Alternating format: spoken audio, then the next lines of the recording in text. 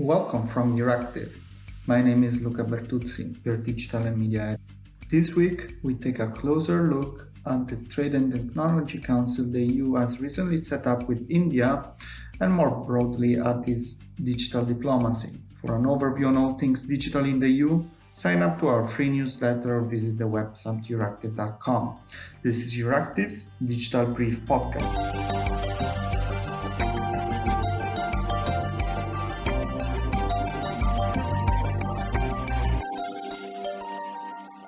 Today I'm joined by my colleague Alexandra Brzozowski, Global Europe and Defense reporter. Hi, Alexandra. Hi, thanks for having me.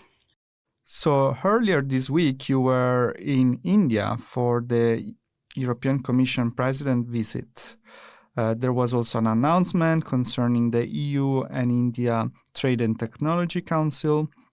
What can you tell us about this initiative? Yes, so earlier this week, European Commission President Ursula von der Leyen was in Delhi for a 2-day visit. And after one of the joint meetings with India's Prime Minister Narendra Modi, she announced the new initiative, the Trade and Technology Council. There has been not much detail about what the format would specifically deal with, only that it's modeled along the same lines and spirit as the EU-US TTC that was launched in Pittsburgh last year.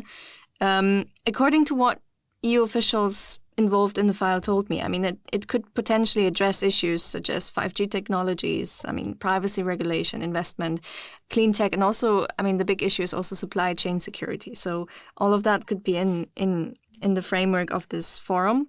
There was also a letter of intent signed about high-performance computing in COVID-19 drug research and climate modeling. So it's a broad range of issues. And I think what we should remember, India is technologically a powerhouse with untapped potential in the trade sector. So it only makes sense that after the US that Europe is looking next into that region. From an Indian standpoint, the tough political call will be to embrace the European standards on the economic side.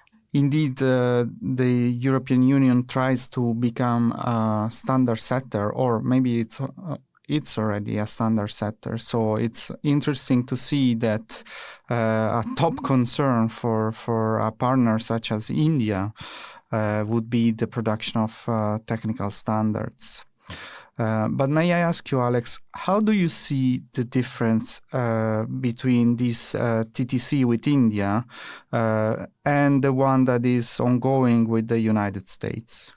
So I think this is really the question, because we have to remember that the EU is India's third largest trading partner and second largest export destination. So the announcement that both sides have relaunched negotiations for also a comprehensive trade agreement in the same meeting is quite significant, because back in 2013, the talks were halted over contentious issues. There was issues with agriculture, with labor rights, environmental standards, but also with some issues on digital trade. So the fact that this is announced together, we should see as complementary.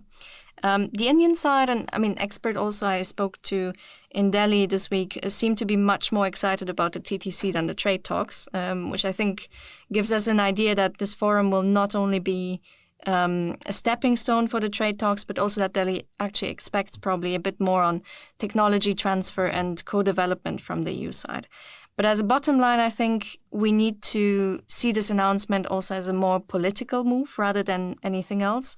The US TTC was first floated by the EU side during the Trump administration in mid-2020 to kind of restart the transatlantic relations and discuss setting standards for new technologies. But after Biden got reelected, Brussels looked at it more to revive EU-US partnership through this structured forum.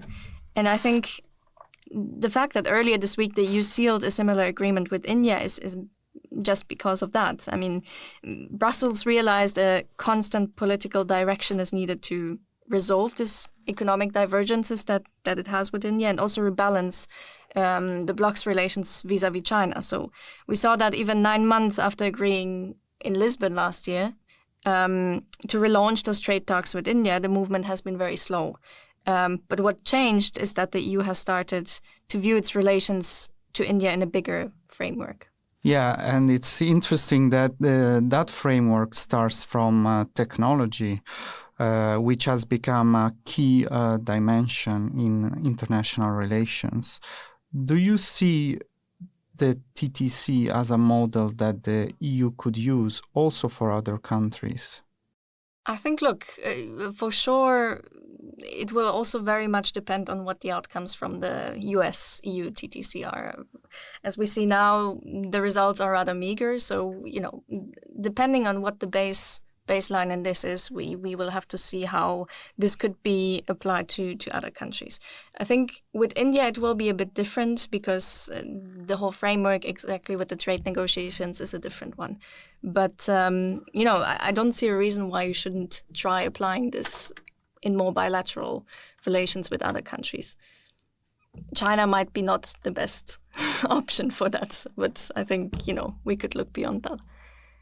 Yeah, and the EU was not the only one visiting India. There was the US administration, there was the UK Prime Minister Boris Johnson just a few days ago. Is there a race to establish diplomatic relations with India before it becomes the superpower that it's expected to become? Yes, absolutely. I think it's quite remarkable, actually. I mean, when you look who has been paying visits to Delhi in the past few weeks only, I mean, we had von der Leyen, we had Johnson, the Americans, the Russians were there. I think it's fair to say that there's a bit of a shift when it comes to the perception of the country's weight, though I would say mostly this is due to rather the geopolitical circumstances rather than trade necessities or other things. So EU diplomats have said in the past weeks that Russia's war in Ukraine had sped up the procedures when it comes to many strategic partnerships, and that includes also EU-India ties. So partly thanks to this context, the expectations is that the trade negotiations and the TTC work could restart even before summer. The timeline is very fluid, but it could be potentially June. So that's what we're hearing. And the Western narrative is that, though enhanced trade technology and climate cooperation, we also aim to bind India, while at the same time, they also want to get rid of their dependency to Russia. This is maybe not entirely how India would like to present this. After all, diplomatically, they're in a very difficult triangle between China and Russia. And in general, they have kept away from too strong positioning on Russia's war in Ukraine. So we have to remember that the majority of Indian defense technology and equipment is coming from Russia. And Delhi is also highly dependent on supply chains from China. So they cannot really position themselves in a strong way. And I think, looking at those sensitivities, when you look at what the visits from the EU side and from the European side have been, you can very well see that they didn't want to push the Indians in that direction. So we'll have to see how this develops. But when you say that India is dependent on Russia for weapons and from China in terms of supply chain, do you think that the intention of the EU is also to go there and start, helping India to phase out from these dependencies and become in itself a major trade partner and tech supplier? Yes, absolutely. I think that was the implied bottom line of the EU visit in Delhi this week. There was already an idea about helping with European defense equipment, but obviously, when we speak about 80% dependency on Russian technology, I think it's really difficult to replace that very quickly. And I think, it will be really dependent on what areas the EU can actually offer an alternative, a cheaper alternative maybe than Russia. So, I think we will have to see. Indeed, it looks like it's going to be a long-term process, and we'll make sure to follow it closely. Alexandra Brzozowski is Global Europe and Defense reporter. Thank you, Alex, for being with us. Thanks, Luca. That's all we got time for this week. Don't forget to sign up to our free Digital Brief newsletter to receive a comprehensive overview on all things digital in the EU and beyond. Also, don't forget to subscribe to this podcast, published on Apple Podcasts, Spotify, Stitcher, and Amazon Music. I'm your Luca Bertuzzi, and thank you for listening.